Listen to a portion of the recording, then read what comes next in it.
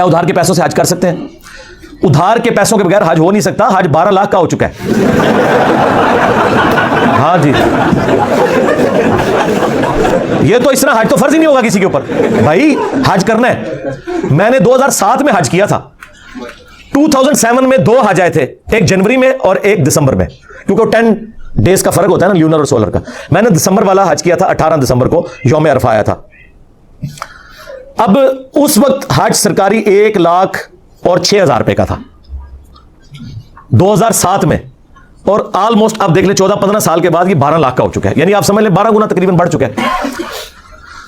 اس وقت بھی میں کمیٹیاں ڈال کے وائف کا زیور بیچ کے تو ہم لوگ گئے تھے, اور میں نے اپنی وائف سے کہا تھا کہ بھائی ابھی حج کر لیں, بعد میں یہ مہنگا ہو جائے گا. وہی ہوا, اگلے سال 1.5 لاکھ کا ہوا, پھر اس سے اگلے سال 2-2.5.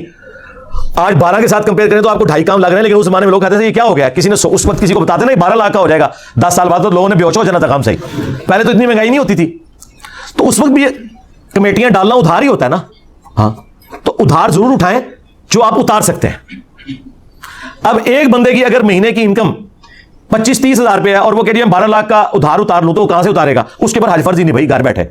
ہاں, اگر اس کے پاس اتنا زیور ہے کہ وہ بیچ کے حج پہ جا سکتا ہے, پلس جتنے دن حج پہ رہے گا اتنے دن پیچھے بال بچوں کا خرچہ دے سکتا ہے, تو بھائی وہ زیور بیچے گا. اسلام نے یہ کہا کہ آپ نے تجوریاں بھرنی ہیں. اچھا, لوگوں نے زیورات رکھے ہوتے ہیں, پلاٹس رکھے ہوتے ہیں, کہتے ہیں ہمارے پاس جمع پونجی نہیں, حج کہاں سے کریں؟ اللہ کے بندوں کیوں آرام موت مرنے لگے ہو؟ قرآن میں بالکل واضح سورہ آل عمران میں اللہ تعالیٰ نے فرمایا کہ جس کے پاس استطاعت ہے وہ اللہ کے گھر کا حج کرے گا, اور اللہ تعالیٰ تمام جہان والوں سے غنی ہے. ہاں, اور اس میں کفر کے الفاظ ہیں, جس نے کفر کیا تو اللہ تعالیٰ غنی ہے. اور ابو داؤد میں ایک روایت ہے, وہ کمزور ہے, اس کی صحت میں اختلاف ہے, کچھ محدثین صحیح بھی کہتے ہیں, لیکن یہ آیت اسے سپورٹیو ہے کہ جو شخص استطاعت کے باوجود حج نہ کرے میری طرف سے, چاہے وہ یہودی ہو کے مر جائے, خواہ نصرانی ہو کے, یہ نبی علیہ السلام نے فرمایا.